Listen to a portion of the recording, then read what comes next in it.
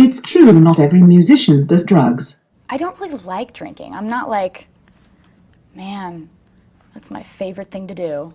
And I don't drink to get drunk because that's just not cute. What about weed? No. I just don't feel like it. And I don't want to smoke anything because I sing. But have you ever wondered why we're not surprised when we find out that they do?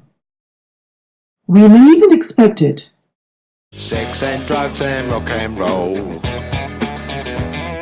Sex and drugs and rock and roll.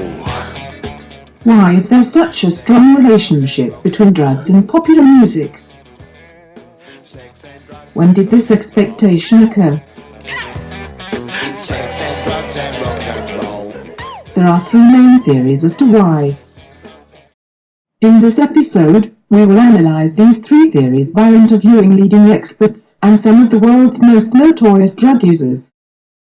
After all the information is presented to you, it is your time to choose which theory you believe, and which ones you busted.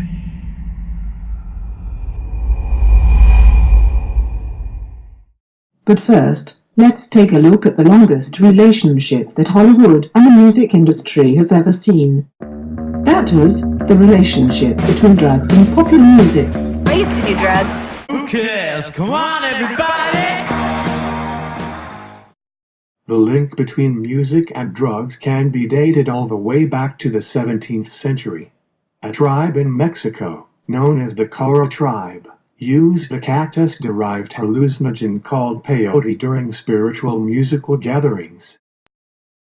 But the modern story of the relationship between drugs and popular music starts with jazz.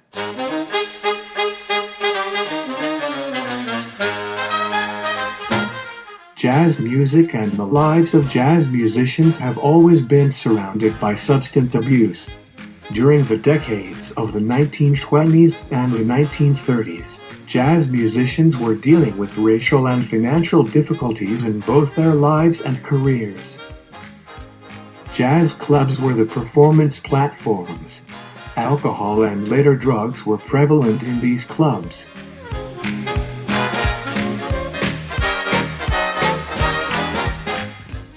From jazz greats like Billie Holiday, Charlie Parker, Lester Young, and John Coltrane to more contemporary artists such as Amy Winehouse, who sadly died of a drug overdose on July 23, 2011.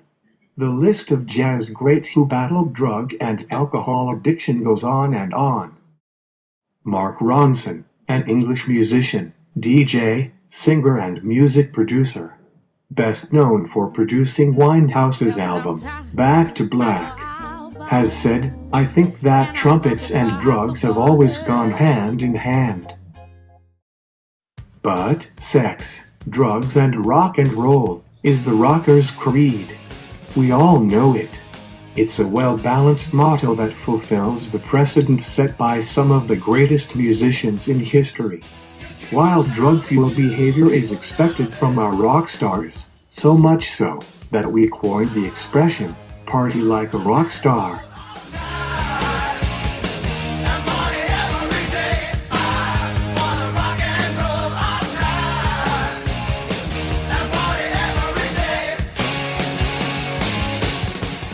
Few examples of the effects of drugs on music are as clear as with the Beatles.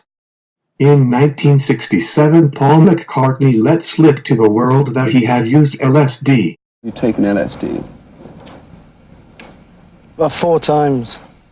By this time, though, anyone listening to the music could not have been too surprised.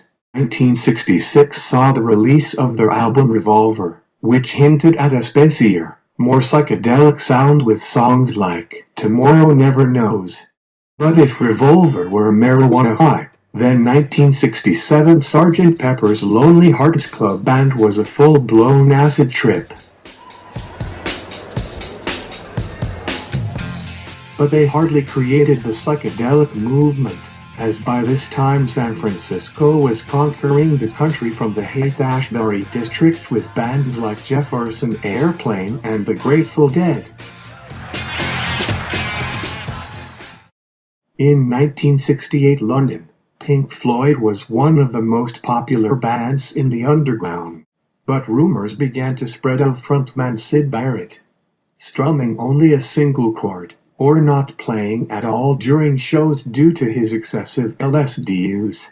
Barrett was left behind, but after a few albums of honing their writing and sound, they would revisit Barrett as the subject of legendary songs like Shine On You Crazy Diamond and Wish You Were Here.